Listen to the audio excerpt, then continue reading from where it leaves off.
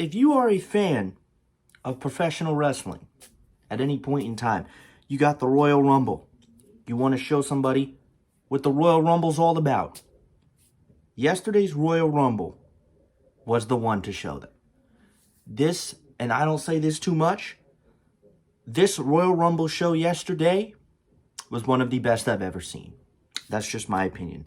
It is my opinion. They did almost everything right that they could possibly do, and no question about it, there were mistakes. There's always going to be mistakes.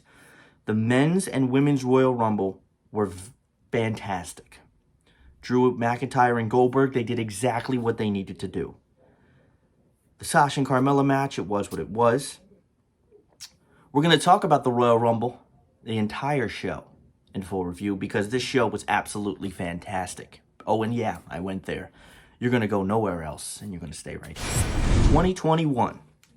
This show was fantastic, and I said that in the intro, but I don't think it justifies it. What made this show so great was not only the fact that they got the Royal Rumble winners right, not only the fact that the champions were right, the fact that they didn't have the audacity to give the title to Goldberg. They did this show, and they did it right. And I loved it. I sat and I watched this entire show, and when I was watching the Royal Rumble, I didn't feel bored. I didn't feel like there was no substance. The final 6 men in the men's Royal Rumble was fantastic. The final couple in the women's was fantastic. Bianca winning, I mean, what can you say? We said going into the show, she's the one that needed it the most. They gave her the win at the Royal Rumble. She was very passionate about it. Fantastic. I love when they win. They got the theme song going in the background, and they got the fireworks and then pointing at the WrestleMania sign. This show made me want to slap my grandmother because it was that damn good. It was that damn good. We'll get it started talking about the kickoff show. Now, first things first, I haven't watched the kickoff show in about 5 years, and that's because I went to SummerSlam 5 years ago. That card considered, I don't know, for you guys that are wrestling fanatics, that card was Cena Styles. Main event was Orton and Lesnar. Remember when Lesnar busted Orton open, Shane McMahon came down to the ring. I know you guys maybe remember that. Rollins and Balor. Balor won the Universal title, and the Universal title hasn't meant anything since. Now it maybe is a little bit important with Roman Reigns holding it, but outside of that, that was a kickoff show I watched because I was at that show. And then there was everything else. We'll get it started, though. The Women's Tag Team Championship kicked off the show, and that's Charlotte and Asuka defending their championship against Nia and Shayna Baszler. And I will say this, I said this before, this is the match that I didn't care about. They actually added, I think when they added Sasha and Carmella, that was something that they had added late. I don't know if they added that on SmackDown. Obviously, we know they had a feud going. That match was all right.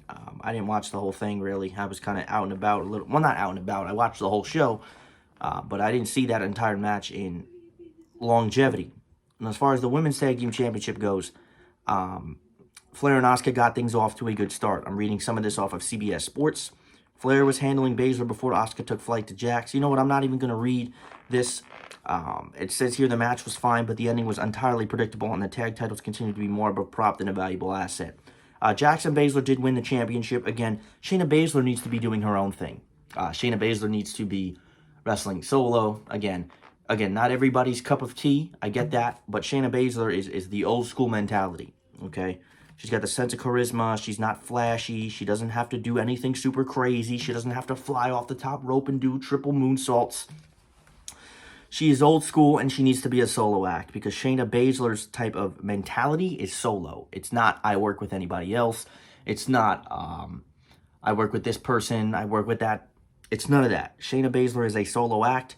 Again, Nia Jax, I don't know where she's going and what she's doing. They win the tag team championships. Same thing with Charlotte and Asuka. They need to be solo acts. They don't need to be in any type of tag team because Charlotte, Flair, and Asuka are both well over talented enough to have some solo feud going. Again, I understand you have women's tag team championships, but at the end of the day, I was never really the biggest fan of them having them to begin with. Yes, Sasha Banks and Bayley looked great with them, but other than that, they never really did too much for me. Let's get to what opened up the show. Drew McIntyre and Goldberg for the WWE title. WWE wasting no time putting in a match that people wanted to see. People necessarily didn't want to see it because of Goldberg. People wanted to see it because they wanted to see what was going to come of it. I said going into the match. And I said this in my preview and predictions, which you could watch, which is also the video I made before this. I said during the preview and predictions, make Goldberg look strong. Make people think in theory Goldberg has a chance to win, which we know he doesn't, but give people that opportunity to say Goldberg could win this match. Okay? Give him that opportunity to make you think that he has a chance to win this match. Okay? But we know he's not going to win. I didn't think Goldberg was going to win the match going into it. I definitely don't think it now. Okay? WWE Championship, Drew McIntyre and Goldberg. McIntyre hit Goldberg very quickly with the Glasgow kiss, dropped him with a spear before the match even started. They took the action outside where Goldberg threw him into the ring steps before spearing him through the barricade. This was all about literally 120 seconds into the match. 120 seconds into the match between Drew and Goldberg, Goldberg had already hit him with a spear. Because you know at this stage in his career, Goldberg is not going to offer you anything else. You're not going to get a wrestling match out of Goldberg ever again. You're going to get high spots, finishers, and a 7 or 8 minute thing going on. And that's all you're going to get. You're going to get that, and then he'll either win or he won't win. Speared him through the barricade. McIntyre made his way back into the ring for the bell to ring, starting the match. He then hit a Claymore seconds later. Obviously, it wasn't going to end this quick. We're going to give these two a couple of minutes in the match. Drew McIntyre wasn't going to hit him with Claymore, and all of a sudden, boof, match over. Goldberg kicked out. He then followed with 2 more spears for his own near fall again. Goldberg is not offering us anything outside of a finisher. McIntyre kicked out after a jackhammer. The jackhammer did not look good. Goldberg needs to stop doing the jackhammer at this stage in his career. McIntyre hit another Claymore and scored the pin, retaining the title. After the match, Goldberg nodded, told McIntyre, "You passed the test." They shared a handshake and hug. The match was short as expected and followed the Goldberg formula. That's exactly what it did. The Goldberg formula is a couple of finishers, some ooh-ah, OMG moments. For those of you that play the 2K games, you know the OMG moments, which are over-the-top finishers. It followed that concept of the Goldberg matches. And for what it was, for a match nobody wanted to see, it was as inoffensive as possible, if unspectacular. What did you think, and this is where I disagree with CBS Sports, what did you think you were going to get out of this match? Did you think you were going to get an 18-minute match between Goldberg and Drew McIntyre, and it was going to be phenomenal? It was going to be the greatest thing that you've ever seen. You're going to see Goldberg doing all of his crazy shit, okay? You're not going to get that. After the match, when McIntyre retained the championship, as he should have, after the match, Goldberg looked like he had been hit by a truck 5 times in a row. He was that winded. He was that tired, and he was out of gas. He was literally, he hugged Drew after the match, said, "You passed the test," and he was hanging on to him. Not because he loved him so much. He was hanging on to him because he was that damn tired. No disrespect to Goldberg. It was what it was. You know, the CBS will give it a C+. What did you think it was going to be? For what it was all right. And then we get our first Royal Rumble of the night, and that's the Women's Royal Rumble. Bayley and Naomi started at 1 and 2. Now, obviously, we knew Bayley was going to start at 1 or 2. One of the things that WWE does in the Royal Rumble that I'm not a fan of, they always have the person that's either 1 or 2. They have to have them last an hour. Is it possible where the 1 and 2 entrant doesn't necessarily have to last 45 minutes?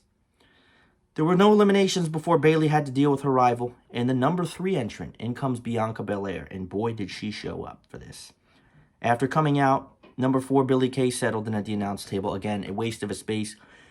Basically what happened was she came out to the ring. Billie Kay had come out to the ring, and every time a superstar had come out after her, she would show a picture of her and would say, "Let's team up," meaning that she wanted to go into the ring with an additional partner so they can double team. Majority of the entrants either smacked him, kicked her, or just played her off. This went on for a little bit. It didn't go too long. She settled in at the announce table again. Shotzi Blackheart came out. Contestants continued to pile up as no eliminations were scored. The Women's Royal Rumble didn't have eliminations for quite a while. Shayna Baszler dumped Blackheart for the first elimination of the match. And then Jillian Hall came out. First true surprise entrant of the night. I was never her biggest fan. It is what it was. She formed the alliance with Billie Kay to form Billy and Jilly. Please shoot me. Victoria made her return. She did not look the greatest. No disrespect to Victoria. She does not look anywhere near what she looked like when she used to wrestle. And again, you expect that. She had entered at number 10. Participants continued to pile up in the ring with eliminations hard to come by. Hall was finally the second woman out, followed by Kay, and the match settled into a more rhythm. The Women's Royal Rumble, again, started off with just a lot of competitors in the ring, not too many eliminations. Rhea Ripley entered the match, and she and Baszler began to clear the ring out. It was a very good showing for Rhea Ripley. She had made it towards the end. Ric Flair's music hit. Charlotte already in the ring. Obviously, he was only there to escort Lacey Evans into the ring, wearing the same robe as Charlotte wore earlier in the night. Charlotte and Evans battled immediately. Flair turned her attention back to the rest of the participants. Mickie James made her return, number 19. I will say this, Mickie James is a top 5 women's wrestler of all time. And if you disagree otherwise, please take a look at the stat sheet. Another return came at number 21 with Alicia Fox. And I will say this, Alicia Fox has been on the WWE roster for what seems like almost 15 years, and she's done almost nothing. And it's not necessarily so much a talent thing. WWE has never given Alicia Fox any runway. That had the one little stint where she was crazy. She would interact with fans and do stupid things. And she was kind of psycho. But outside of that, she never really did much of anything at all in wrestling whatsoever. What has Alicia Fox done? R-Truth's music hit, and this was great. Right after he announced he was at the wrong Royal Rumble. Obviously, R-Truth and his comedy is hilarious. He was pursued by 24/7 title seekers, only to be pinned by Alicia Fox, who would win the 24/7 championship belt. How about that? Ripley continued to impress. I think Ripley had a very good performance. Rhea Ripley was, I believe her and Bianca were the final 2. She had gotten several eliminations. Belair also continued hanging around despite her number 2 entry into the match. In the near elimination spot, Naomi was thrown from the ring. Now, this was fantastic. Usually you have that wrestler that always does something over the top in the Royal Rumble. In the men's Royal Rumble, that man is Kofi Kingston. And in the women's, I guess you could say it's Naomi. Belair, this is what happened. Ripley continued to impress. Belair was continued hanging around despite her number 2 entry in the match. Naomi was thrown from the ring, but she landed on her back with her feet in the air. So, in all honesty, the only way that she would be able to, and I was sitting there thinking, when Naomi was laying down on her back, I was sitting there thinking, I'm like, how is she going to get back into the ring? She's on her back. She can't switch over to her knees. What is she going to do to get back into the ring? What had happened was, she landed on her back. She then used Belair to climb her way back into the ring. Belair's hair was hanging down, and this was mad creative. WWE tends to have these spots in the Royal Rumble. This was a very, very good one. Her hair was hanging from the floor, so she used it as if she was Rapunzel. Naomi was thrown in the ring but landed on her back, like I said. She used it to climb back in. This was fantastic. Number 27 was Alexa Bliss. The competitors were getting hot towards the end. As she was preparing to transform, as in recent weeks, this was actually hilarious. Alexa Bliss, towards the end of this, was preparing to transform into her Fiend gimmick. And Rhea Ripley wanted no part in that. So she took her and just threw her right over the rope. And it just ended like that. That was hilarious. Nia Jax came in. She and Baszler went on a run from eliminations to thin the field before brawling with each other late. Jax eventually eliminated Baszler. Obviously, tag teams work together in the Rumble. But then you get to a point where you realize that, tag teams, like I said, work together. But you get to a point where it's one of the tag team partners realizes there's a good opportunity to eliminate the other partner, and that's what happened here. She was eliminated by Lana before Natalya came in. Obviously, she won the number 30 spot the night before and backstage, for those of you that waste your time watching that. The final 4 in the match came down to Natalya, Belair, Flair, and Ripley. That is a very good final 4. Obviously, Natalya was in the final 4 because she was late in the number 30. Belair eliminated Natalya first, and then Ripley and Belair teamed up to knock Flair from the match, leaving Ripley and Belair as the final 2. This was great. Now, in all honesty, we kind of knew from the beginning that Bianca needed this win more than anybody else. But what I will say is that even if Rhea Ripley had won the Royal Rumble, again, we were all, I think a lot of us from the beginning were all Bianca, Bianca, Bianca. And that's how I was, because I love Bianca. But even if you think about Ripley winning, it wouldn't be as bad as somebody like Natalya winning, who wasn't going to do anything. And God forbid Charlotte Flair won the match. Ripley and Belair were the final 2. They battled back and forth in extended segments, several near eliminations. Belair managed to knock Ripley from the ring with a clothesline to win the match. CBS says this was a bit of a rocky match at parts. Many of the bigger issues mattered of production than in the ring. Some stretches dragged a bit. Belair is a great choice to win. Belair and Ripley was very great to end it. Belair set a record for the longest entry in a Women's Royal Rumble match. Bianca Belair wins the Women's Royal Rumble. She lasted 56 minutes and 49 seconds. And she will punch her ticket to WrestleMania. This was fantastic. Bianca Belair came in at number 3. She won the Royal Rumble. She looked fantastic. Again, there were, the parts of the Women's Royal Rumble that I wasn't the biggest fan of. I think the men's was a lot better. I think both Royal Rumbles were good. But I think that the men's Royal Rumble was a lot better. But there's something I want to make a mention of here, unless I skipped right over it. Unless CBS did this the wrong way. I'm pretty sure that Sasha and Carmella had their championship match before all of this. So I'm a little bit confused here because it doesn't state anything about that. Yeah, this is all out of order here. So I was reading along on this, and then I realized it was all out of order. And yeah, that's that. So the Women's Royal Rumble, very good. I don't really have too much about Sasha and Carmella. They had a decent match. Sasha Banks ended up winning the match. I'm not really going to review that match. But Sasha Banks does retain her championship. She did not appear in the Women's Royal Rumble. Neither did... Actually, no, wait. Carmella was in, I believe. Carmella was number 24. She got eliminated by Shayna Baszler and Nia Jax. Let's talk about Roman Reigns and Kevin Owens before we get to the Men's Royal Rumble. Okay, because I will say this. Not a fan of last man standing matches. I'm just not. That's just the way that I am. I think they have a lot of potential. But for me personally, I don't think that... I think a lot of times they're very slow and they're hard to get into. That's just my opinion. But we will talk about this last man standing match because there was a lot of good moments in this last man standing match between Roman Reigns and Kevin Owens. This was Roman Reigns and Kevin Owens battling for the Universal Championship in a last man standing match. I was hoping, and WWE didn't, I was hoping that WWE, I always like when there's 2 Rumbles, you have one earlier. You never have 2 Rumbles back to back. That would be the worst thing in the possible world that you could ever do. I was hoping that they were going to be smart and not have Reigns and Owens main event and have the Men's Royal Rumble main event, and that's what they did. But let's talk about this last man standing match. Both men came out of the gate fast, but it was Owens landing the biggest early blow. He responded to a Superman punch with a pop-up powerbomb. Soon after, Reigns hit a spear on the outside of the ring. Owens beat the 10 count. The brawl continued through the Thunderdome. Vince McMahon showing you that he does not care about financial assets. Reigns hit a spear on the outside of the ring. The brawl continued through the Thunderdome with the men brawling along the LED boards set up through the arena. Reigns tossed Owens from the LED board stands through equipment tables on the floor. Looked very brutal. Owens managed to beat that count. He stumbled his way backstage. This was like an AEW spot here. Roman Reigns drove a golf cart into him. This was actually hilarious. But they definitely did steal that one from AEW. He knocked him down for another count. They continued to battle out the Thunderdome and the rest of Tropicana Field. Another thing that I did not understand before I continue any further. These men battled through Tropicana Field. There was another ring set up in Tropicana Field. So there was another ring set up outside of the field and not in the Thunderdome, which looked like a much cooler setup that they never even used.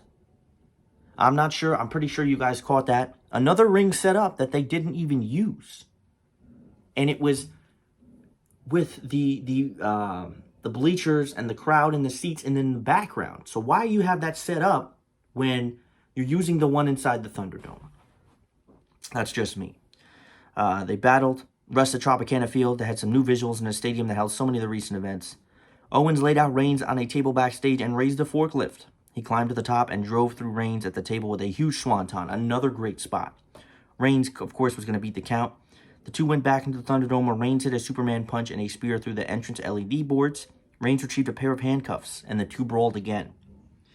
But Owens got the better of the situation, handcuffing Reigns to the lighting rig where he was trapped and would have been counted out without being able to get to his feet. Reigns threw the official into the lighting to buy time for Paul Heyman. This was very smart. Roman Reigns was handcuffed to the lighting pole, and You know, you got 8, 9, the referee's counting. So Roman Reigns took the referee, grabbed him, and threw him into the pole and knocked him out. Because if the referee's knocked out, he can't keep counting, right? So that's what he did. And it bought time for Paul Heyman to come out. And again, this is one of those things. How did it take somebody like Paul Heyman, who's a complete mastermind genius? How long does it take somebody like him to figure out how to undo handcuffs? Anyways, he was able to get Paul Heyman to open the handcuffs. After he did that, he got a low blow to Owens. After Heyman struggled to unlock Reigns, Reigns ran and locked Owens into a guillotine choke. It had choked Kevin Owens unconscious, and it was the 10 count. This was a brutal match in the best possible ways, delivered well beyond most last man standing matches. I'll tell you this, it was much better than the Randy Orton and Edge last man standing match that we had seen last year at WrestleMania. Roman Reigns gets the win and retains his championship. Very, very, very good match. And I didn't really expect anything less from both of these guys. And I'm happy that it wasn't. I'm happy that it was not just a drag, because the worst thing you want is a last man standing match that is just the men's Royal Rumble match. I will tell you this: this Royal Rumble was fantastic. You can say what you want about the women's Royal Rumble. The men's Royal Rumble was beautiful. There was so much in this match that was so good to watch. We had a couple of surprise entrants. We had a couple of teams. Everything in this match, and a lot of wrestlers in the men's Royal Rumble had a good showcase to show what they were about. And sometimes that's not always the case. We knew last night when they announced Edge and Randy Orton as the number 1 and number 2 entrants in the men's Royal Rumble, and those are who started it off. Edge attacked Orton before Orton even made it to the ring. We know about this history last year about what happened between the two. They continued to brawl outside the ring until Sami Zayn came at number 3 and took out the left leg of Edge, helping Orton work him over. Ali came in at 4, helping him out. Edge facing increasingly long odds until Jeff Hardy helped enter things out. The first elimination came when Dolph Ziggler entered the match and immediately eliminated Jeff Hardy. If there was any man in the Royal Rumble match, or any man in the Royal Rumble match that didn't do anything, it was Jeff Hardy. And that's sad, because Jeff Hardy felt like he did absolutely nothing. Number 8 was Carlito. I spit in the face of people who don't want to be cool. Carlito was good to see. We haven't seen him in a long time, and Carlito looked in very good shape. And Carlito looks like one of those guys, if I'm Vince, I would give him a call, because Carlito looked better than he ever has, where he was coming from. Coming in at number 8, Orton was shown being helped back by the officials, limping after the attack of Edge. Now, I thought for a minute when he was limping backstage, I thought, Orton's selling, he'll be back later in the match. We know how he is. But the longer the match went on, I kept it in the back of my head that Randy Orton was still there. But it seemed like he may have actually been hurt, because why would the number 2 entrant not have really any time in the Royal Rumble? But regardless, that's what had happened. And he was limping to the back. Damian Priest came out. He was the first NXT guy to make his match. He came in at number 14. He made his first appearance. The Miz destroyed Bad Bunny's DJ booth on his way to the ring. Bad Bunny didn't like that, so he walked to the ring, distracting Miz and Morrison, allowing Priest to eliminate them both. He then hit a crossbody from the top rope to Miz and Morrison. Nice little spot for him. One of the favorites coming into the match was Daniel Bryan. Made his way down at number 17. Kane came in at number 18. Kane has been in 854 Royal Rumbles. So we weren't really too surprised to see him come in. He chokeslammed many of the current entrants, eliminated Ziggler and Ricochet before being tossed by Damian Priest. Bobby Lashley came in, ran through Dominic Mysterio, who was in the match, and Priest, eliminating both before a big showdown with Big E. I would like to actually see more from Bobby Lashley and Big E. I don't know what it is about the physique of both men.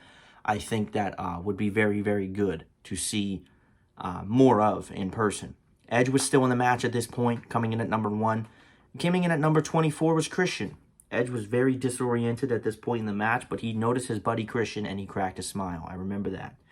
Christian helped Riddle, Bryan, and Big E eliminate Lashley. Big E was eliminated from the match when Almost reached into the ring and pulled his ass to the floor. He then eliminated Rey Mysterio with some help to AJ Styles, who is obviously the person he is mentoring. Who came in at number 29? Seth freaking Rollins. It's great to see Seth Rollins back. That is my favorite wrestler, for nobody that knows or nobody that cares. Seth Rollins had come back at number 29.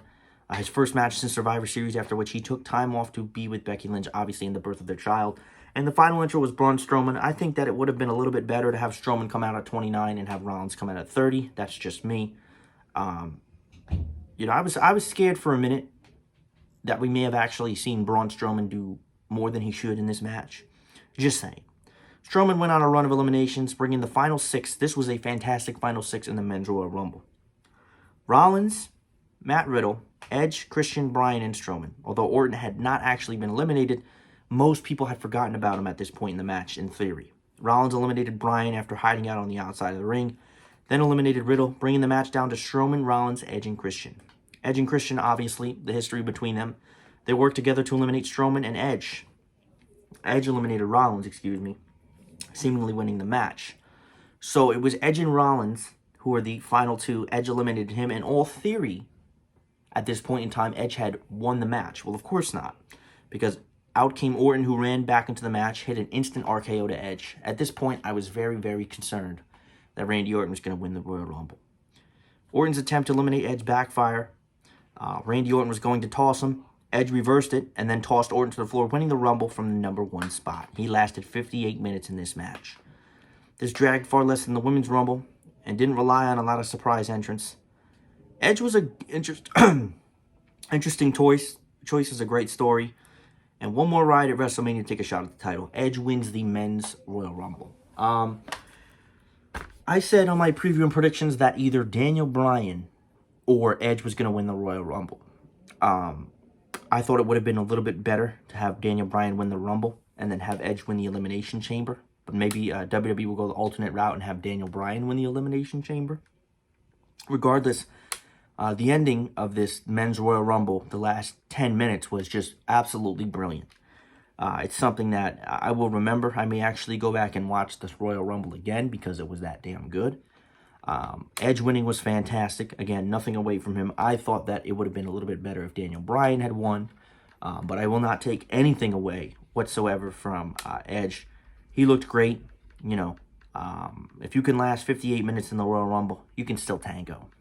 But Edge wins the Royal Rumble. Bianca wins the Women's. Drew retains over Goldberg. Sasha retains over Carmella. New Women's Tag Team Champions. Roman Reigns retains his Universal title. All around, this was a fantastic show. What comes more from this, we don't know. Raw is going to be interesting to see what happens tonight. But there you have it, folks. That's your Royal Rumble review. We are pushing almost a half an hour. And we usually don't go that far into our reviews. But I appreciate everybody watching. As always, stay safe.